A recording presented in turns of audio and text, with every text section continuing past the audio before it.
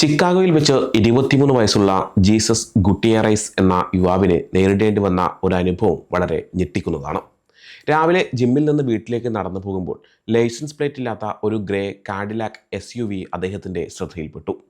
ആദ്യം അദ്ദേഹം അതത്ര കാര്യമാക്കിയിരുന്നില്ല. എന്നാൽ അപ്രതീക്ഷിതമായി ആ വാഹനം അദ്ദേഹത്തിൻ്റെ അടുത്തേക്ക് വന്നു നിന്നു. അതിൽ നിന്ന് 2 ഉദ്യോഗസ്ഥർ ഇറങ്ങി വന്നു. അവർ ഗുട്ടിയറൈസിനോട് ഓടരുതെന്ന് പറഞ്ഞു.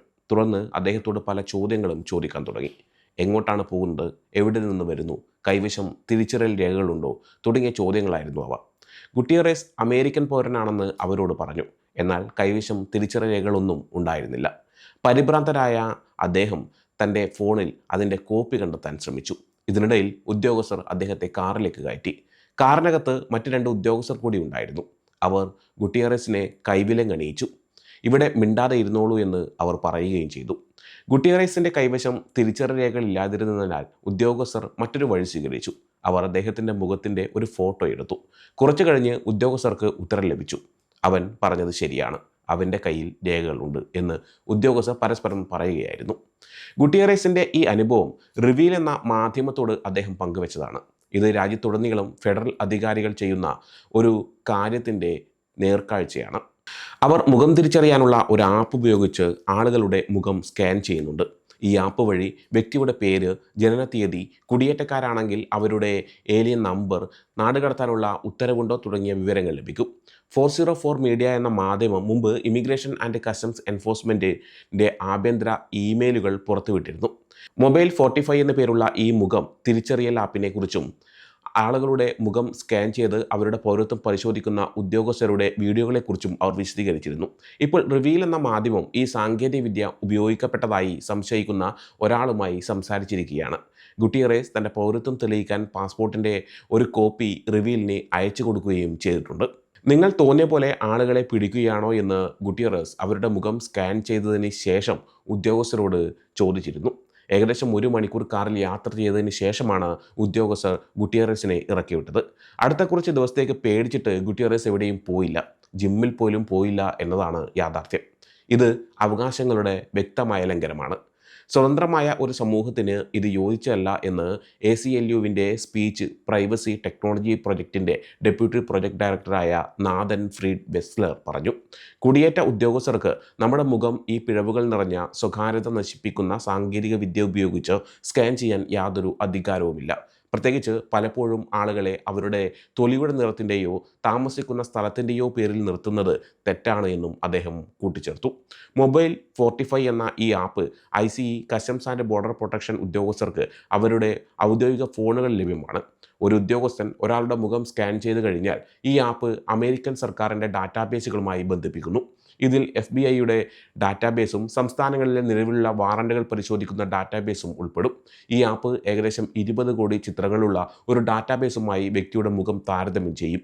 ഇത് ICEയുടെ ആഭ്യന്തര രേഖകളിൽ നിന്ന് 404 മീഡിയയ്ക്ക് ലഭിച്ച വിവരമാണ്.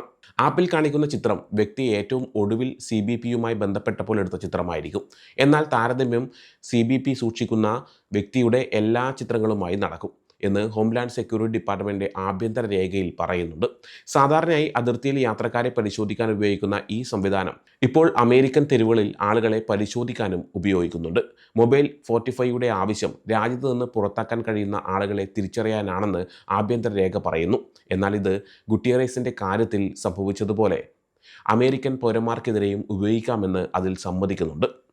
ഹൗസ് ഹോംലാൻഡ് സെക്യൂരിറ്റി കമ്മിറ്റിയുടെ റാങ്കിംഗ് അംഗമായ റെപ്പ് ബെനി ജി തോംസൺ മുമ്പ് 404 മീഡിയയോട് പറഞ്ഞിരുന്നു, ICE ഈ ആപ്പിൻ്റെ ഫലങ്ങൾക്ക് ജനന സർട്ടിഫിക്കറ്റുകളേക്കാൾ മുൻഗണന നൽകുമെന്ന്.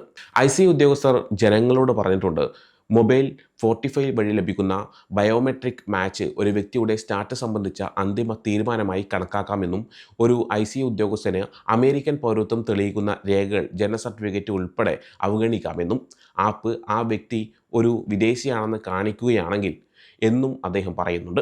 CBPയിലെ ഡെവലപ്പർമാർ ഒരിക്കലും ഉദ്ദേശിക്കാത്തതും പരീക്ഷിക്കാത്തതുമായ രീതികളിൽ ICE ഒരു മൊബൈൽ ബയോമെട്രിക് ആപ്പ് ഉപയോഗിക്കുന്നത് അമേരിക്കൻ പൗരന്മാരുടെ അവകാശങ്ങൾക്കും സ്വാതന്ത്ര്യത്തിനും നേരെയുള്ള ഭയപ്പെടുത്തുന്നതും വെറുപ്പുളവാക്കുന്നതും ഭരണഘടനാ വിരുദ്ധവുമായ ആക്രമണമാണ്.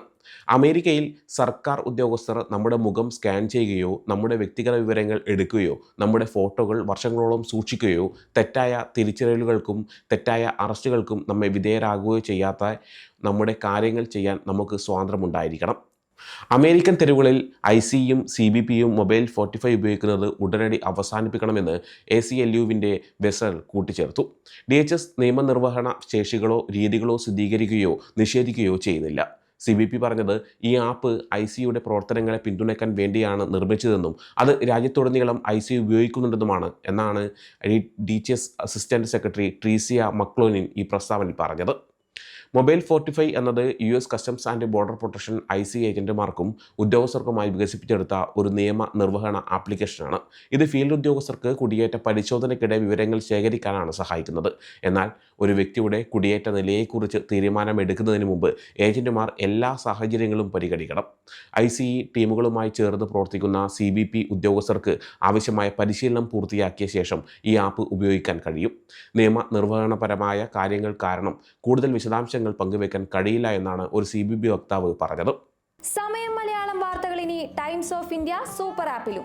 ഇതിനായി പ്ലേ സ്റ്റോറിൽ നിന്നോ ആപ്പ് സ്റ്റോറിൽ നിന്നോ times of India app install ചെയ്യൂ. മലയാളം ഭാഷ തിരഞ്ഞെടുക്കൂ. വാർത്തകൾ ആസ്വദിക്കാം. എല്ലാം ഇനി സമയത്തിൽ.